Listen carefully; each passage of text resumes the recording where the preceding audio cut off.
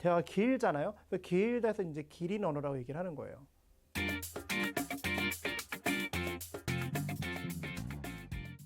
네, 이번 시간에는 그 자신의 그 느낌 뒤에 숨어져 있는 이 욕구에 대해서 표현을 효과적으로 하는 법에 대해서 좀 살펴보도록 하겠습니다.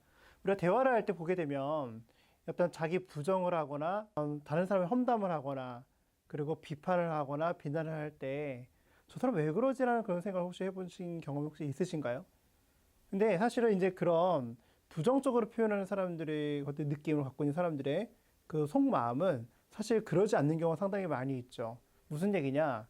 보통 자기의 내면의 욕구가 충족되지 못하는 사람들이 불평불만을 좀 많이 한다는 거예요. 그러면 우리는 이걸 알아차리는 사람들은 그 불평불만을 하는 사람들의 그 뒤에 숨겨져 있는 그 욕구를 좀 볼 수 있는 눈이 있으면 대화가 그나마 좀 더 수월하다는 겁니다.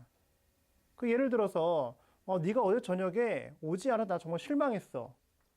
뭐야? 실망했어? 이게 아니라 이 사람은 뭘 하고 싶었던 걸까요? 같이 있고 싶었거나 어떤 대화를 나누고 싶었다는 어떤 그 욕구가 있었겠죠. 우린 그것을 이제 전문 용어로 연결의 욕구라고 얘기를 하는데 그 욕구를 볼 수 있는 눈이 있다 하면은 그 사람 행동이 좀 더 이해가 된다는 거예요. 그래서 사람은 누구나 모든 행동에는 어떤 욕구를 다 충족하기 위해서 하는 행동들이 상당히 많이 있습니다. 그래서 아이들이 게임하는 거 어떤 욕구가 있는 거죠.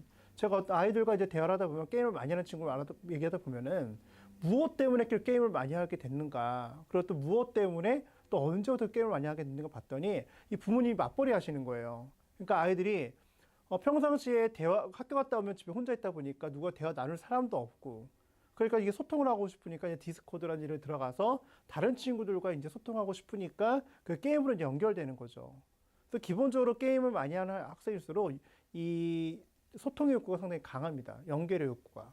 그래서 어떤 사람이 갖고 있는 어떤 그 느낌 뒤에 숨겨져 있는 그 욕구를 제대로 볼 때 대화가 한결 더 수월해질 수 있다는 것을 거듭 말씀드리고요.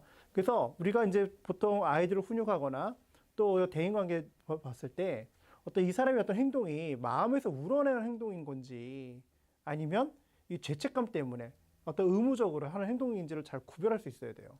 보통은 왜 느낌이라는 게 있잖아요. 이 사람 이거 정말 자기 마음에서 우러나서 하는 것 같지 않고 어쩔 수 없는 환경 속에 사는 경우들이 상당히 많이 있거든요. 그럴 때는 정말 네가 원하는 게 뭐냐라고 물어보는 게 상당히 중요하고요.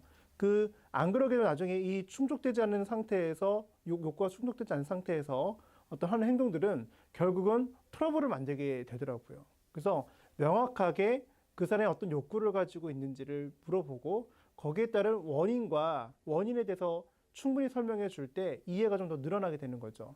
예를 들면 네가 어제 저녁에 오지 않나 실망해서 얘기하는 것이 아니라 사실 걱정거리가 있어서 너랑 상의하고 싶었는데 네가 오지 않아서 나 정말 좀 실망했어. 이렇게 하면은 대화가 길잖아요. 길다 해서 이제 길인 언어라고 얘기를 하는 거예요.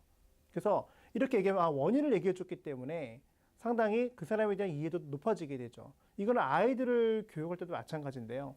저는 이제 제가 이 대화법을 배우기 전에 아이들한테 어떻게 했냐면 정원아 이거 빨리 치워줘. 이거 빨리 치워. 여기까지 딱 짧게 얘기했단 말이에요. 그 아이는 기분이 나쁘죠. 왜냐면 지시를 받았으니까. 근데 이제부터는 원인을 항상 이유를 항상 얘기를 하는 거예요, 제가. 너무 좀 어지러운 거 보니까 내가 별로 마음이 좋지가 않거든. 아빠는 지금 이 질서 정연한 걸 되게 좋아하는데 어지럽다 보니까 이게 좀 네 거는 좀 네가 좀 치웠으면 좋겠어. 좀 도와줄 수 있어? 이렇게 얘기하니까 아이가 알았어 하더니 한 4분 정도 있다가 치우더라고요. 그러니까 우리가 어떤 통제와 어떤 강요가 그 사람의 행동을 결국 바꾸질 않는다는 거죠. 그래서 내 안에 갖고 있는 어떤 느낌과 욕구를 표현하고 그것을 부탁을 했을 때 그 사람도 연민이 느껴지면서 서로 돕고자 한다는 거죠. 이게 결국은 가족이라는 게 어떤 공동체를 만들어가는 데서 가장 중요한 핵심이고요. 마찬가지로 사회생활도 마찬가지라는 거죠. 어떤 교회라든지 직장생활도 마찬가지라는 거죠. 그래서 그 느낌 뒤에 숨겨져 있는 욕구를 잘 인식하고 그에 따른 행동을 자기가 책임을 지고 행동하는 겁니다. 그랬을 때 관계는 좀 더 풍성해지게 되고요. 그로 인해서 생기는 관계는 좀 더 친밀해지고 긴밀해지죠. 그래서 욕구를 제대로 표현하는 저와 여러분이 되었으면 좋겠습니다.